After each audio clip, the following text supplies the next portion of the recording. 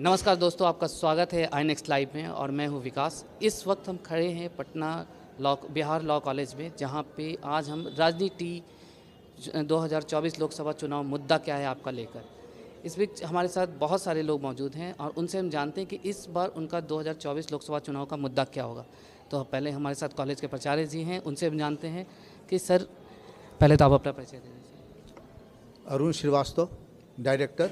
Sir, 2024 sir Lok Sabha चुनाव आ रहा है और इस बार आपकी नज़र में क्या मुद्दा होना चाहिए? मुद्दा अभी तो हमारे प्राइम मिनिस्टर नया मुद्दा दे चुके हैं, विकसित भारत। तो किस टाइप से देखते हैं और क्या विकास के लिए? विकास अभी हुआ कहाँ है? विकास तो अब शुरू हुआ है। और अगर हम प्रदेश के विकास की बात करें तो उसी में प्रदेश के विकास होगा तो देश का विकास होगा। लोकसभा चुनाव देश के लिए है, कंट्री के लिए है, तो जो प्रदेश में विकास होगा तब तो कंट्री में विकास होगा। तो आजकल जो डबल इंजन सरकार की बात है, वो तो कहीं कहीं कुछ काम कर रही है। तो जैसा कि जो भी अब तक हम लोगों के पास जो भी विकास की चीज़ें हैं उससे आप संतुष्ट हैं, या और भी कुछ वैसी चीज़ें हैं जो आपके इसमें कि हमें चाहिए? संतुष्टि कभी नहीं होती है, जो है उसे संतुष्टि करना है और आगे के लिए हमको देखना है कि वर्ल्ड में हम कैसे विश्व गुरु बने और वर्ल्ड में हम कैसे मेरा विकसित भारत हो। वो तो अनलिमिटेड है, जितना आप विकसित कीजिएगा उतना आपको एक स्कोप मिलेगा विकसित होने का।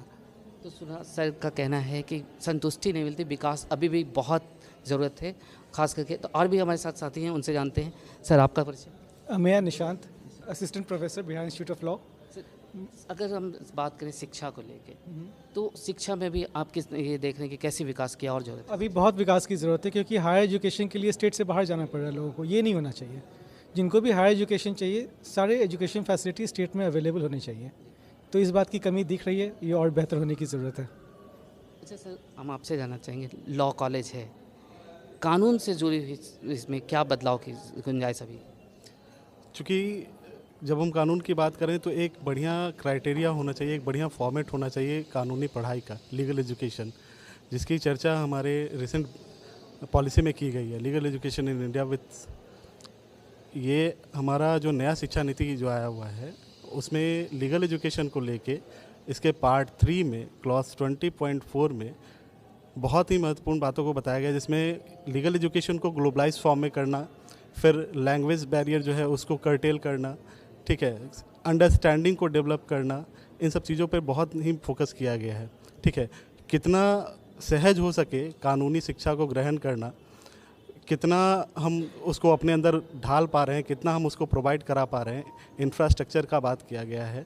बाहर स्टेट्स के इंस्टीट्यूशंस को अप्रोच करने की बात की गई है। ठीक है, तो ये पॉलिसी के अकॉर्डिंग हमारी गवर्नमेंट जो है, means recent government and upcoming government, इस चीज़ पर काम करती आ रही है और इसको अपने अकॉर्डिंग ढालती आ रही है। तो ये एक बहुत ही अच्छा एग्जाम्पल है। मैम, अगर हम बात करें महिला सशक्तिकरण की या महिलाओं के आज़ादी स्वतंत्रता की, तो किस तरह लोकसभा चुनाव का क्या मुद्दा होना चाहिए? पहले आप अपना परिचय दीजिए। मेरा नाम डॉक्टर हुस्ना आरा है। और रही बात वुमेन एम्पावरमेंट की, तो देखिए, lot of laws has been passed by the government. तो वी डोंट नीड लॉज तो जब भी सोसाइटी में ज़रूरत होती है वो तो पार्लियामेंट पास कर देती है। बट माई एक्चुअल जिसको कहते हैं problem is that and I asking from the government कि वुमेन एम्पावरमेंट के साथ साथ जो ना प्रोटेक्शन भी साथ में दे। वो जो लॉ एंड ऑर्डर है वो सिर्फ बुक्स में नहीं होनी चाहिए, वो आपकी सोसाइटी में वो होना चाहिए, दिखाई देना चाहिए। ठीक है, at the time of the Gandhian era, only 2% women are educated, and due to that development and due to that women empowerment, now the women are so much empowered that they are asking about the equal rights, है ना? The government has given equal right to the women also, but we don't want any kind of the equal rights, but we want some kind of the protection from the society as well as the law. कि whenever we will move at midnight, then definitely we don't need any male member. So we need that kind of the safe and healthy society. आप अगर लोकसभा चुनाव को देखते हैं तो आप party को ये वोट करते हैं या कैंडिडेट? नहीं, पार्टी को तो वोट किया ही जाएगा, लेकिन उसमें कैंडिडेट जो विकास के लायक हैं या विकास के लिए तत्पर हैं उनको ज़्यादा ध्यान में रखा जाना चाहिए। पार्टी एक मैंने किसी न किसी पार्टी से ही आएंगे, इसलिए पार्टी को तो देना मजबूरी है, लेकिन मेन जो है अच्छे कैंडिडेट को वोट देना ज़्यादा बेहतर है मेरे हिसाब से। जी सर, बिहार में या अभी देश भर में जातिगत गणना बहुत मुद्दा पे रहा, तो क्या इससे भी लोकसभा चुनाव में इस मुद्दा को बनाया जाना चाहिए? देखिए एक्चुअली में जातिगत जनगणना जो है, जातिगत यहाँ गिनती हुई या स्टेट के द्वारा जो की गई है, इसका इफेक्ट बिहार में तो निश्चित तौर पर पड़ेगा, निश्चित तौर पर बिहार में पड़ेगा। क्योंकि यहाँ बिहार में जो भी वोटिंग होती है कास्ट बेसिस पे कहीं जाती है, क्योंकि यहाँ चाहे टिकट बंटवारा हो चाहे वोटिंग हो, यहाँ सोशल इंजीनियरिंग का हमेशा ध्यान रखा जाता है। तो एज हम बिहार के रूप में कहते हैं, हाँ इससे इफेक्टेड तो होगा सर, हाँ बिहार के लिए इफेक्टिव होगा। अच्छा सर, आपके इसमें क्या होना चाहिए आपकी नज़र से, अगर लोकसभा चुनाव का अगर मुद्दा आपसे जानना चाहें तो क्या मुख्य मुद्दा होना चाहिए? सर हम लोग अभी बिहार इंस्टीट्यूट ऑफ लॉ में असिस्टेंट प्रोफेसर हैं, तो यहाँ पर जितने टीचर्स हैं शायद पूरे बिहार में उतने टीचर्स नहीं हैं, लेकिन दूसरे यूनिवर्सिटी या दूसरे कॉलेज में हम बात करें तो टीचरों की संख्या बहुत नगण्य है, जितने होने चाहिए उतने बिल्कुल नहीं हैं। तो ये तो एक अहम मुद्दा है कि बिहार में शिक्षकों की भारी कमी है। ये मुद्दा एजुकेशन का काफ़ी मतलब डेवलपमेंट अगर हो जाए इस मुद्दे पर तो हमारा विकास और बढ़ेगा। अच्छा सर, वन नेशन का ये मुद्दा चल रहा है, क्या ये सही रहेगा कि वन नेशन वोट और one vote? One election, one nation one election होने से सबसे बड़ा सुविधा क्या होगा कि जो एक्स्ट्रा एक्सपेंसेस आते हैं स्टेट वाइज इलेक्शन कराने में वो बच जाएंगे, और वन नेशन वन इलेक्शन से कंट्री के डेवलपमेंट में या कंपनी के जो इकोनॉमिक रिसोर्सेज हैं उनका प्रॉपर यूटिलाइजेशन हो पाएगा। इसलिए वन नेशन वन इलेक्शन जरूरी है देश के हित के लिए। आज की तारीख में मैम सब लोग ऑनलाइन ये कर रहे हैं, तो क्या ऑनलाइन वोटिंग भी होना चाहिए? मेरा नाम शालिनी राजवा, मैं बिहार इंस्टीट्यूट ऑफ लॉ में असिस्टेंट प्रोफेसर हूँ। जहाँ तक राजनीति की बात अगर करें तो राजनीति में मेरी कोई खास रुचि नहीं है, लेकिन मेरा मैसेज अगर डिजिटाइजेशन की बात कर रहे हैं, सब कुछ डिजिटल हो चुका है, तो एक्सेसिबिलिटी को लेकर कि हर लोगों को एक्सेस मिलना चाहिए, तो ये होना चाहिए।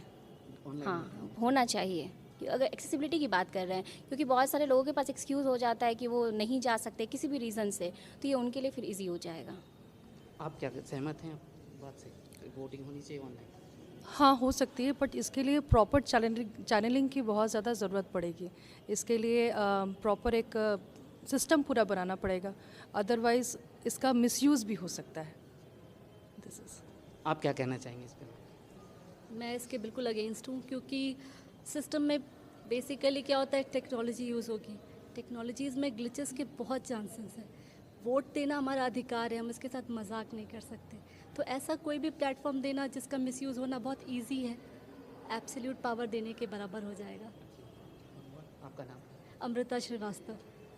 मैम आप क्या कहना चाहिए, अगर बात करें महिला सुरक्षा की, तो इस पे आपका क्या?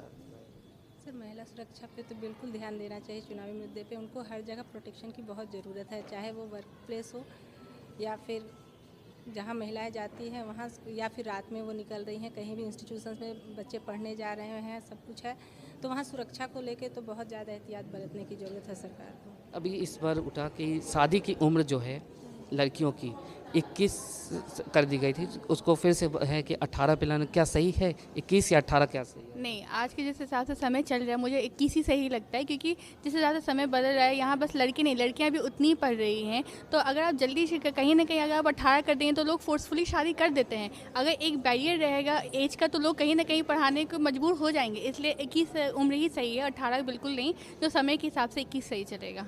आप सहमत हैं मैम की बात से? हाँ मैं बिल्कुल सहमत हूँ, मैम सही कह रही हैं, क्योंकि मेरे हिसाब से भी कि अगर हमें एज बढ़ा दिया जाता है, 18 से 21 कर दिया जाता है अगर एज लिमिटेशन, तो फिर वो जो टाइम गैप होगा उसमें जो गार्जियन होंगे वो पढ़ाने के लिए मजबूर रहेंगे। वरना अगर वही 18 साल दिया जाए तो जो वैसे फैमिली से आते हैं जहाँ पे शादियाँ होती है कम एज में, तो वहाँ पर लोग 18 साल में ही शादियाँ कराएंगे। आज अगर कहा जाए तो शैक्षणिक माहौल भी बहुत बदल रहे हैं, नए कोर्सेज भी, और इवन कि लॉ में भी AI को भी ये करने की, आप इससे सहमत हैं? बिल्कुल इंट्रोड्यूस करना चाहिए, क्योंकि AI फ्यूचर है और लॉ में भी AI का बहुत ज़्यादा एप्लीकेशन आने वाला है। वो समय बीत गया है कि अब पेन पेपर पे सब कुछ होता रहेगा। सोसाइटी के साथ आपको आगे बढ़ना ही पड़ेगा, नहीं तो हमारी जो आज की सोसाइटी है, AI जितना ज़्यादा डेवलप करती जाएगी तो AI के हिसाब से आज की हमारी सोसाइटी मतलब एप के ज़माने में चली जाएगी, क्योंकि AI इतनी तेज़ी से बढ़ रही है कि वो खुद से जनरेट कर सकती हैं डेटा को, और जब खुद जनरेट करने लगी डेटा को तो फिर हम ह्यूमंस की ज़रूरत ख़त्म हो जाएगी। तो इससे बेहतर है कि आप AI पढ़ा ही दीजिए ताकि लोग सही से AI यूज़ करना सीख जाएं।